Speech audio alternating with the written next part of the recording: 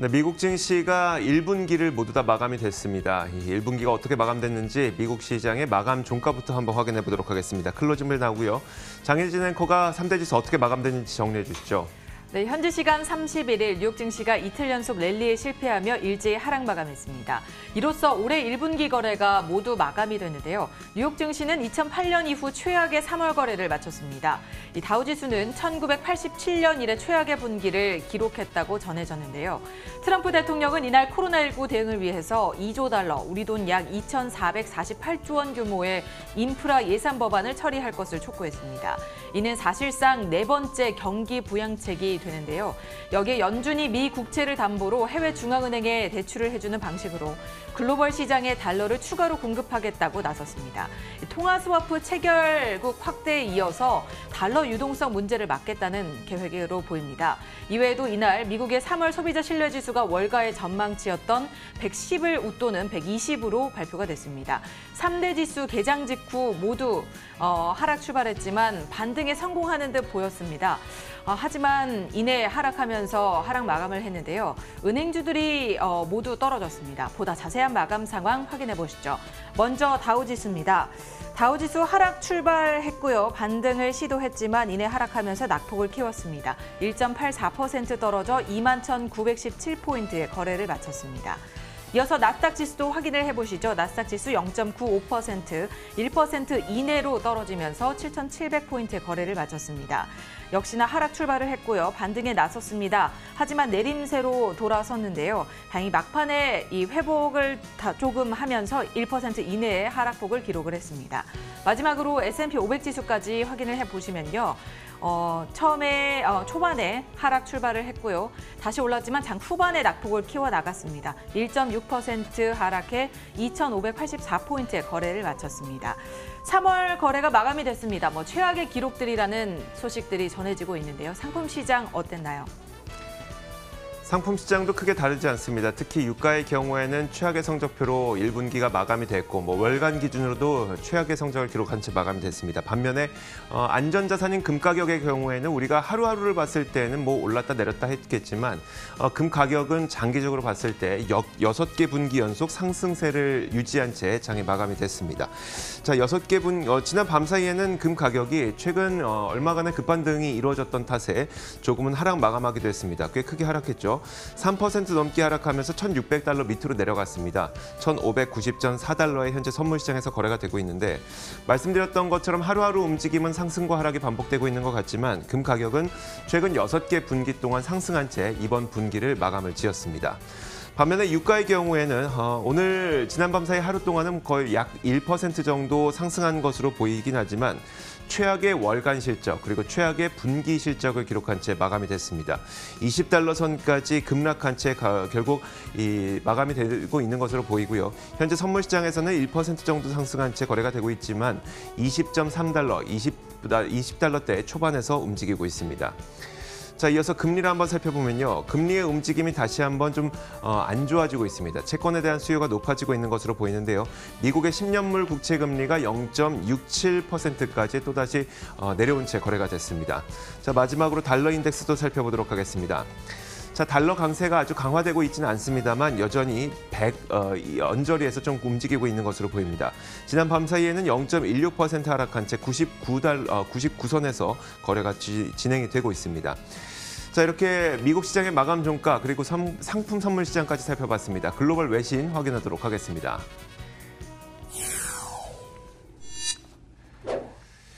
자, 지난 밤 사이에도 다양한 소식들이 있었습니다. 첫 번째 소식을 이 장혜진 앵커가 골드만삭스의 어떤 평가를 준비했네요. 네, 골드만삭스에서 실업률과 GDP 전망치를 내놨습니다. Goldman sees 15% jobless rate and 34% of GDP decline followed by the fastest recovery in history. 골드만삭스가 미국의 2분기 GDP가 34% 감소를 할 것이고 실업률은 15%에 달할 것으로 보면서도 다음 분기에는 빠른 회복이 이어질 것으로 내다봤습니다.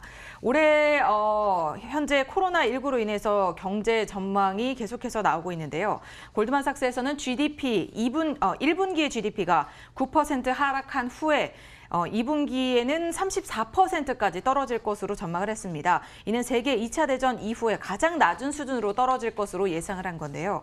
하지만 반전은 있습니다. 3분기에 경제 활동이 상당히 활발해질 것으로 예상을 하면서 급격하게 성장을 할 것으로 예상을 하고 있는데요. 따라서 GDP 성장률은 19%까지 치솟을 것으로 내다봤습니다. 이들은 또 지난주에 330만 명이 이 미국인들이 실업수당을 청구를 했는데 이번 주에는 550만 명이 청구를 할 것으로 상당히 많은 수를 예측하고 있습니다. 단기적으로 매우 부정적이지만 소득 지출에 있어서 더 심각한 상황도 나올 수 있다는 전망입니다. 하지만 이 통화정책이나 재정정책이 꾸준히 나오고 있으므로 상태가 완화되고 있고 심각한 영향을 막아줄 것으로 전망을 하고 있습니다. 결론적으로는 경제 활동이 반등할 것으로 예상을 하고 있는데요. 5, 6월에는 경제적 상황이 더 나아질 것으로 보고 있습니다. 자, 그렇다면 어떻게 하면 이런 경제적 상황이 나아질 수 있을까요? 트럼프 대통령을 비롯해서 아마 모든 글로벌 전 세계 사람들이 다음 경기 부양책은 무엇이 될 것인가 열심히 찾고 있을 겁니다. 이런 가운데 트럼프 대통령이 2조 달러의 부양책이 통과된 이후 2조 달러의 추가적인 인프라 투자 패키지가 가동돼야 된다고 주장을 했습니다. CNBC의 기사를 통해서 확인을 해보시면요. 2조 달러 규모의 인프라 투자 패키지가 이 코로나 바이러스에 대한 대응책으로 가동이 돼야 된다고 트럼프 대통령이 주장을 한 바인데요. CNBC는 딱 첫 문장으로 이런 얘기를 했습니다. 트럼프 대통령이 또 다른 통 큰 비용을 쓸 준비가 되어 있다라고 평가를 했는데요. 트럼프 대통령은 이날 트위터를 통해서 이렇게 얘기를 했습니다. 우리는 제로금리에 들어갔고 10년 넘게 기다렸던 인프라 법안이 통과돼야 할 시점이라고 적었고요. 그 규모는 매우 크고 대담해야 한다면서 그 규모가 약 2조 달러 정도는 돼야 된다고 이야기를 했습니다. 미국의 도로와 다리 그리고 공항을 다시 건설하려는 인프라 투자의 경우에는 트럼프 대통령의 오래된 염원이었었는데요. 자, 이 인프라 법안은 사실 작년 4월에 이미 민주당과 트럼프 대통령이 논의를 했던 사안입니다. 하지만 이게 어떤 반발 그리고 논의가 이견차를 좁히지 못해서 이 트럼프 대통령은 그 당시에 더 이상 나는 민주당과 일 안 할 거야라고 하면서 자리를 박차고 뛰어나오면서 이게 약간은 난맥이 됐었던 상황이었는데요. 이제는 상황이 바뀌었죠. 탄핵 이슈는 이미 물 건너갔고요. 코로나19로 인해서 미국 경제는 위축이 됐습니다. 그러다 보니까 민주당의 낸시 펠로시 하원 의장도 연방 정부의 다음 정책으로 인프라 투자를 해야 된다고 지금 주장을 하고 있는 상황이기 때문에 다음 미국의 재정 정책이 무엇이 될지는 여러분들도 관심 있게 지켜보시면 좋을 것 같습니다. 네, 어제는 이 미국의 대형 백화점이 12만 5천 명의 직원을 해고하겠다는 소식을 전해드렸는데요. 오늘은 다소 좋은 소식입니다. 페이팔이 코로나로 인한 일시적인 해고를 하지 않겠다고 선언을 했습니다. 함께 보시면요. 이 페이팔의 CEO는 This is the right thing. 이게 옳은 일이라면서 이 코로나19로 인한 일시적인 해고를 하지 않겠다고 나섰습니다. 미국의 신용카드사죠. 아멕스와 아메리칸 익스프레스, 뱅크 오브 아메리카, 모건 스탠리, 스타벅스에 이어서 페이팔도 거의 마지막 타자로 코로나19로 인한 인원 감축은 없을 것이라고 밝힌 것인데요. 페이팔의 CEO 댄 슐만은 우리가 재기할 수 있고 한 계단 더 올라서기 위해서는 이것이 옳은 일이라고 설명을 했습니다.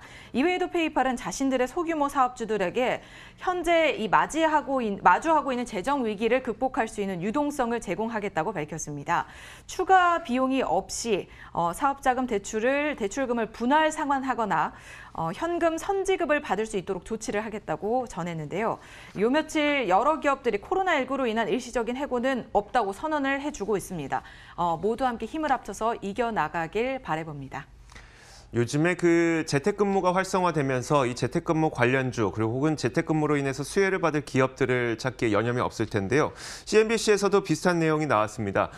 재택근무가 활성화되면서 미국 시장조사업체 NPD에서는 실제로 이 랩탑 컴퓨터라든지 아니면 PC 그리고 컴퓨터 모니터 이런 것들의 판매가 급증했다고 밝혔는데요. 세일즈 컴퓨터 그러니까 모니터의 판매량 그리고 이 컴퓨터의 판매량, 랩탑의 판매량 이런 것들이 급증하고 있다고 전하고 있습니다. 시장조사업체 NPD가 실제로 이 수치들을 좀 몇 가지를 공개했는데 3월 2주 동안 컴퓨터 모니터의 판매가 2배가량 증가해서 거의 8만 유닛이 넘게 판매가 됐다고 하고요. 이외에도 랩탑과 마우스, 키보드의 판매량도 한 10% 정도씩 증가를 했다고 합니다. B2B 판매도 중요하겠죠. B2B 판매도 굉장히 크게 늘었는데 노트북의 판매가 2월 마지막 주에 30% 급증했고 3월 첫 2주 동안 50%나 급증했다고 합니다. 이로 인해서 일부 매장에서는 좀 몇 가지 해프닝도 있었다고 하는데요. 이렇게 갑자기 재택근무 때문에 모니터를 사려고 하고 컴퓨터를 사려고 하는 수요가 늘어나다 보니까 일부 매장에서는 물량 부족 사태가 벌어지기도 했다고 합니다. 베스트바이 일부 매장에서는 컴퓨터 모니터가 부족한 사태가 있었고요. 또 어떤 다른 매장에서는 컴퓨터를 비롯한 홈 오피스 물품을 사기 위해서 정말 긴 줄을 서는 이런 모습도 연출이 됐다고 하는데 CNBC에서는 그래서 마지막으로 이런 현상으로 인해서 수혜를 받을 기업으로 몇 가지를 꼽아봤습니다. 컴퓨터나 랩탑의 수혜를 받을 기업으로는 델 컴퓨터라든지 삼성전자, HP와 레노버 이런 기업들을 꼽았고 홈 오피스 수요로는 마이크로소프트와 인텔 등을 꼽았습니다. 자, 이렇게 저희가 미국 시장의 여러 가지 글로벌 외신들을 살펴봤는데요. 이어서 미국 현지 상황을 들어보도록 하겠습니다.